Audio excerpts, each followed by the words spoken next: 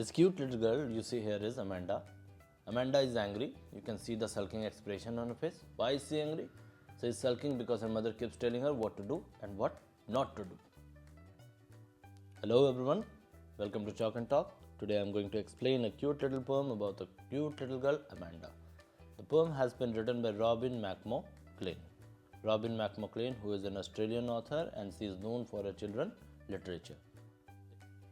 Now, let's have a look at this poem.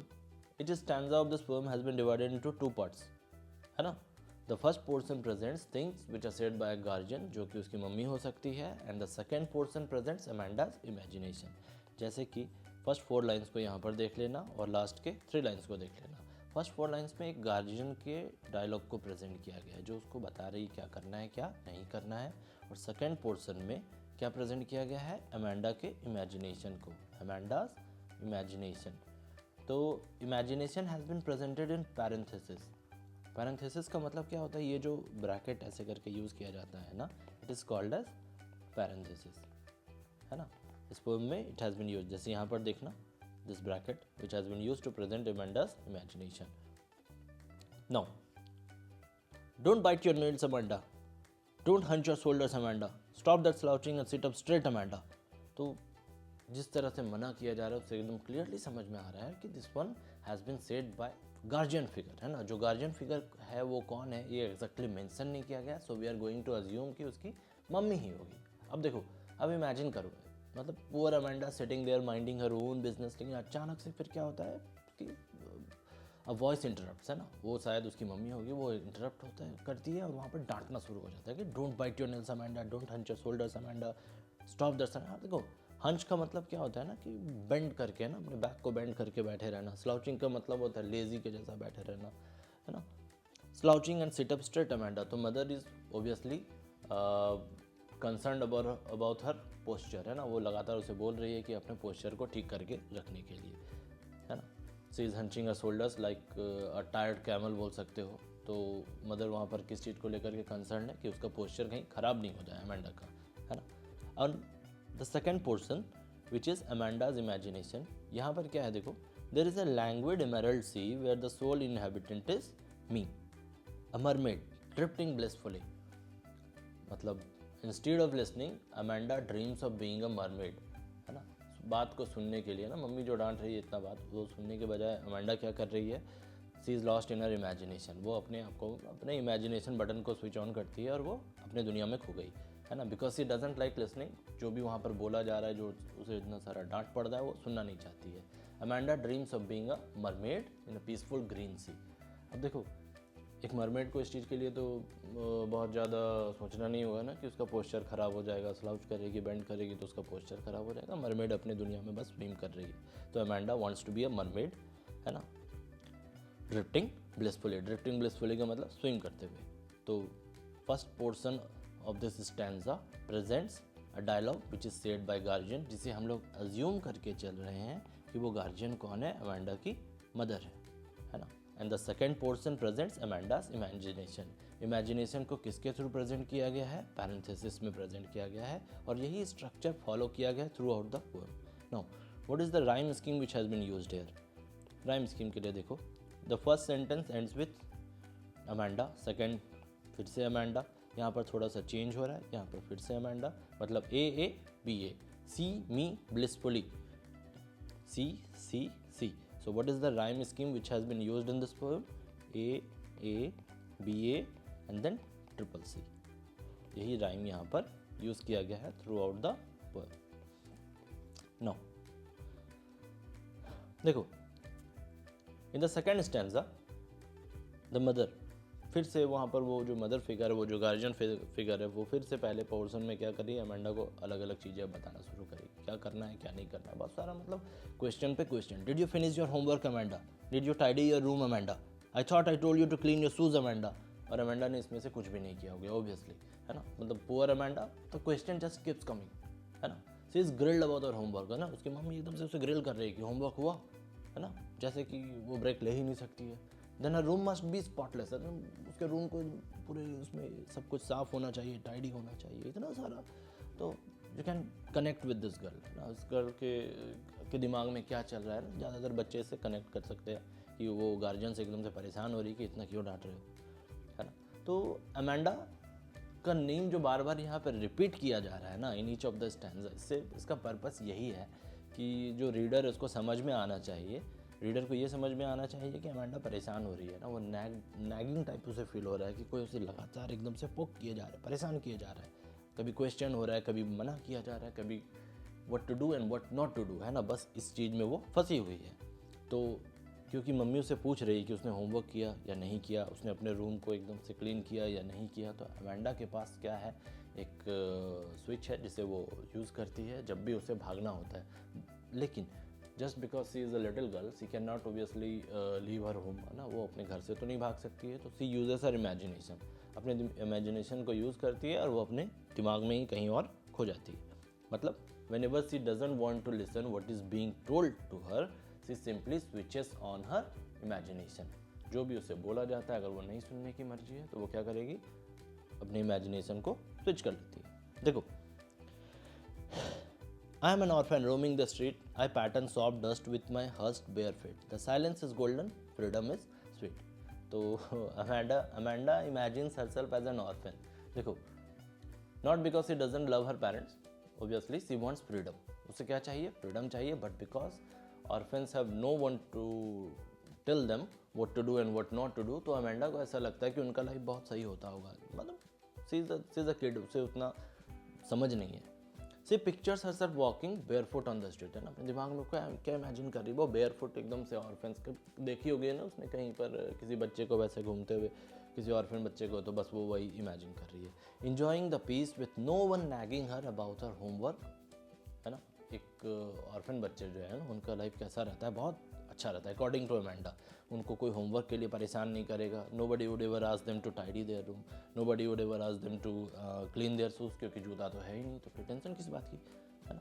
तो आप समझ सकते हो कि कैसा यहाँ पे थोड़ा सा मतलब एक बच्चे के पॉइंट ऑफ व्यू को दिखाया जा रहा है ना। The first portion presents Amanda's guardians point of view and the second portion of this stanza presents Amanda's point of view. देखो अब last stanza, stop that sulking at once Amanda, you are always so moody Amanda, anyone would think that I nagged at you Amanda, है ना। तो mother को इस बात को लेकर के परेशानी भी है ना कि अमेंडा अगर इस तरह का फेस बना करके रखेगी, है ना, सल्किंग वाला एक्सप्रेशन अगर उसके चेहरे पे रहेगा तो क्या होगा, लोगों को लगेगा कि मदर बहुत परेशान करती है ना, उसे नैग करती रहती है। तो मदर को इस बात के लिए थोड़ा कंसर्न है ना कि stop that sulking at once Amanda, ठीक से, है ना, मतलब कोई अगर एकदम से फेस बना करके बैठा है तो उसे डांट दो और बोलो क्या, खुश हो जाओ, can it happen that way, no. तो यहाँ पर अमेंडा को वैसा ही बोला जा रहा है, stop that sulking at once Amanda, you are always so moody Amanda, है ना, तुम बिना मतलब का चेहरा बना के क्यों बैठी हो, anyone would think that I nagged at you, किसी कोई देख लेगा तो सोचेगा कि मतलब मम्मी इसको हमेशा नैगिंग करते रहती है, डांटते रहती है। तो मदर को अब थोड़ा सा अपने लिए भी मतलब कंसर्न हो रहा है कि कोई गलत नहीं सोच ले, so she is asking Amanda to behave in a proper manner, to be happy, है ना, वो सल्किंग वाले एक्सप्रेशन को वो एकदम से क्विट कर देना चाहिए। तो देखो इसके पहले जितने भी स्टैंजा है ना, in each of those stanza parenthesis has been used to present Amanda's imagination, लेकिन इस स्टैंजा में, लास्ट स्टैंजा में ना, पैरेंथेसिस में कुछ दिया नहीं गया है। It means that Amanda has stopped imagining, है ना, अब अमेंडा इमेजिन नहीं कर रही है, कुछ नहीं सोच रही है। तो क्यों नहीं सोच रही है, because of the constant nagging, है ना, इतना जब उसे डांटा गया अब उसने इमेजिनेशन करना एकदम से छोड़ दिया, है ना। तो इससे क्या पता चलता है कि अगर बच्चे को ओवर पेरेंटिंग की जाए बच्चे की, तो अपने इमेजिनेशन को, जो उनका अपना सोचने का तरीका होता है, वो उसे मॉडिफाई करना शुरू कर देंगे, चेंज करना शुरू कर देंगे। तो बहुत ज़्यादा this poem basically conveys a message against over parenting, है ना। ओवर पेरेंटिंग का मतलब क्या होता है, एक्सेसिवली एकदम किसी के पीछे नहीं पड़ जाना चाहिए, उनको थोड़ा सा, बच्चों को भी फ्रीडम थोड़ा बहुत देना चाहिए, फ्रीडम, ठीक है। देखो so now let's have a look at the poetic devices which has been used here. देखो सबसे पहले स्टैंजा में look at this words don't and don't, पहले दो लाइन में जो डोंट का यूज़ किया गया है, और words like Amanda Amanda Amanda, this kind of repetition, इसे हम लोग बोलते हैं एनाफोरा एंड एपिफोरा। जब लाइन के बिगिनिंग में, कंसेक्यूटिव लाइंस के बिगिनिंग में सेम वर्ड को बार बार रिपीट किया जाता है, it is called as anaphora. और जब लाइन के एंड में उसी वर्ड को रिपीट किया जाता है बार बार, जैसे Amanda Amanda Amanda, consecutive lines के एंड में the same words keep being repeated again and again, it is called as epiphora. Anaphora and epiphora दोनों का पर्पस क्या होता है, किसी पर्टिकुलर वर्ड पे फोकस क्रिएट करना, है ना, उस पर स्ट्रेस करना। Now in this line, there is languid emerald sea where the sole inhabitant is me, a mermaid drifting blissfully. यहाँ पे emerald sea का मतलब क्या हो गया, emerald sea का मतलब हो गया green sea, green sea, है ना। तो emerald word जो है ना, it has been used as a substitute for green, है ना। so substitute की तरह यूज़ किया गया है green का, तो यहाँ पर क्या यूज़ हो रहा है, symbolism का यूज़ हो रहा है। We can see there is use of symbolism। वैसे ही मरमेड, है ना, अमेंडा कॉल्स हरसेल्फ मरमेड, वो अपने आप को कंपेयर कर रही है, डायरेक्टली कंपेयर कर रही है किससे, मरमेड से, है ना। So this kind of poetic device it is called as metaphor. तो what are the poetic devices which we can see in the first stanza.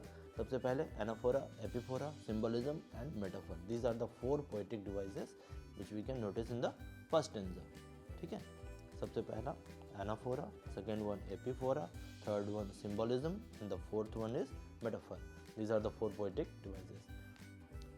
Now in this stanza यहाँ पर फिर से वही repetition of the same word did amanda amanda amanda। तो beginning में अगर repetition हो रहा है consecutive lines के तो वो क्या है, anaphora, और अगर word line के end में repetition हो रहा है तो it is called as epiphora, है ना। This one is epiphora। No, I'm an orphan roaming the street. I pattern soft dust with my hushed feet. The silence is golden, freedom is sweet. तो silence is golden, freedom is sweet। Freedom का कोई test नहीं होता है और silence को के colour को हम लोग थोड़ी ही देख सकते हैं। तो यहाँ पर क्या यूज़ किया गया है, मेटाफर। साइलेंस के क्वालिटी को कंपेयर किया जा रहा है directly to the quality of gold, है ना। गोल्ड जितना प्रेशियस गोल्ड है उतना ही प्रेशियस क्या है, साइलेंस भी, है ना। Silence is golden. So there is a direct comparison being drawn between this two very very unsimilar things, unlikely things, है ना। साइलेंस एंड गोल्डन, है ना, अनलाइकली थिंग है एकदम से, दोनों के बीच में कोई कनेक्शन नहीं है, फिर भी कंपेयर किया जा रहा है। This kind of comparison is called as metaphor. वैसे ही यहाँ पे फ्रीडम इज स्वीट बताया जा रहा है, so this one is also an example of metaphor. Now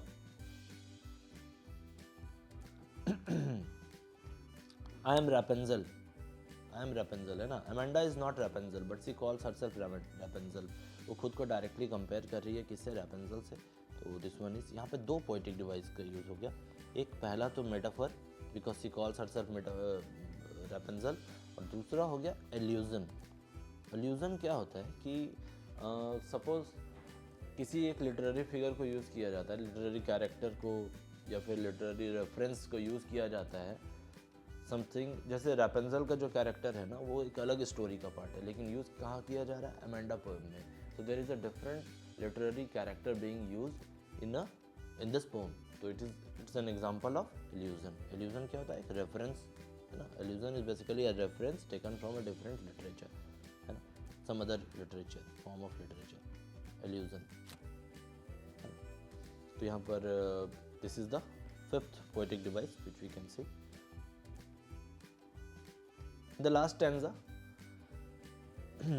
amanda, amanda, amanda, repetition of the same word at the end of consecutive lines, it is called as epiphora। हम लोगों ने इसके बारे में अभी बात किया ही था, it is called as epiphora, है ना। एंड ये देखो, stop that sulking, there is repetition of the consonant sound at the beginning of this words which are placed at close intervals, so it is an example of alliteration। यहाँ पर alliteration का भी use किया जा रहा है। What is alliteration? Repetition of consonant sound, repetition of consonant sound but at the start of the words, है ना। जैसे कोई भी repetition अगर consonant का हो गया तो it is not necessarily an alliteration। alliteration तभी होगा जब वो वर्ड्स के बिगिनिंग में हो, जैसे कि यहाँ पे स्टॉप एंड सल्किंग, वर्ड्स के बिगिनिंग में ही एस साउंड का रिपीटेशन हो रहा है, तो it's an example of alliteration. This is the 6 poetic devices. तो what are the poetic devices which we have discussed in this poem? सबसे पहले हम लोगों ने क्या बात किया? We talked about anaphora. Second one, epiphora. Then we talked about metaphor. Fourth one, metaphor के बाद आ गया था symbolism. Then we talked about allusion and alliteration. So these are the 6 poetic devices which we discussed in this poem. और भी बहुत सारे poetic device, consonance, assonance, ये सब कहीं कहीं देखा जा सकता है ना. तो what you are supposed to do, क्या करना है, जितने भी poetic device को डिस्कस किया गया सबके एक एक एग्जाम्पल लिख लेना, और अगर कुछ क्वेश्चन आएगा तो you can easily identify it. Now the theme of Amanda revolves around conflict between societal expectations and individual freedom. Individual freedom और सोसाइटल एक्सपेक्टेशन, मतलब सोसाइटी एक्सपेक्ट करती है कि आप किसी एक पर्टिकुलर तरीके से बिहेव करोगे, जैसे जनरल पॉपुलेशन बिहेव करता है, जैसे सब लोग बिहेव करते हैं, आपको भी वैसा ही बिहेव करना है ना. तो कभी कभी क्या होता है, टीचर्स, पेरेंट्स, है ना, बच्चों को बहुत ज़्यादा ओवर पेरेंटिंग करके they try to modify them according to the societal expectation, है ना. बच्चों को इस तरह से मॉडिफाई किया जाता है कि वो सोसाइटी का जो एक्सपेक्टेशन है, जो एक स्टैंडर्ड सेट है पहले से, प्री इस्टेब्लिश्ड स्टैंडर्ड है, उसके अकॉर्डिंग वो एकदम से सेट हो जाए, है ना. The poem contrast a parents constant instruction with Amanda's desire for escape. है ना, अमेंडा को क्या होता है ना कि Amanda because of being nag too much, है ना, क्योंकि उसकी मदर या फिर जो भी गार्जियन है उसके, वो बहुत ज़्यादा उसे नैग कर रहे, इस वजह से सी वॉन्ट्स टू एस्केप, वो भागना चाहती है, पर वो छोटी बच्ची, वो भाग नहीं सकती, तो सो सी यूजेस इमेजिनेशन, वो इमेजिनेशन का यूज़ करती है और भागती है. But in the last stanza we can also see that Amanda stops imagining. क्यों? इससे पता चलता है कि कॉन्स्टेंट नैगिंग की वजह से पेरेंट्स जब बार बार उसे बोल रही है मत करो, वो मत करो, because of this particular reason what happens, ultimately she stops imagining.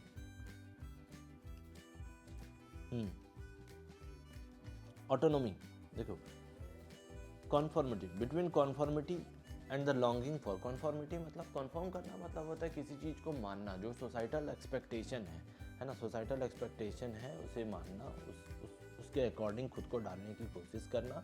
And the longing for personal autonomy. Autonomy का मतलब होता है to have that ability to make decision for oneself, है ना, खुद के डिसीजंस को लेने की जो कैपेबिलिटी होती है, जो पावर होता है ना, it is called as autonomy. Peace and self expression. तो एक बच्चे में भी वो चीज़ रहता है ना, वो भी ऑटोनॉमी चाहते हैं, पीस चाहते हैं, सेल्फ एक्सप्रेशन चाहते हैं.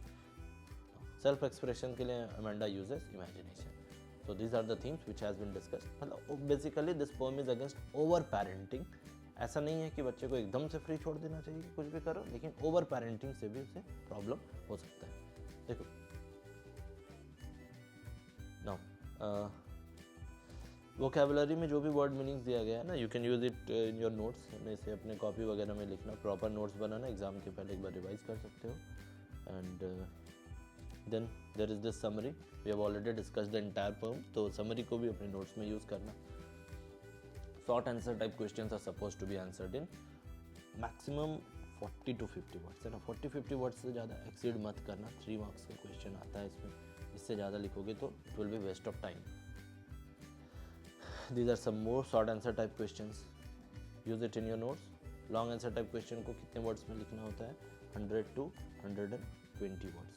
120 वर्ड्स में कंप्लीट करना होता है, और ऐसे क्वेश्चंस कैरीज 6 मार्क्स. 6 मार्क्स इसमें आसानी से आ सकता है.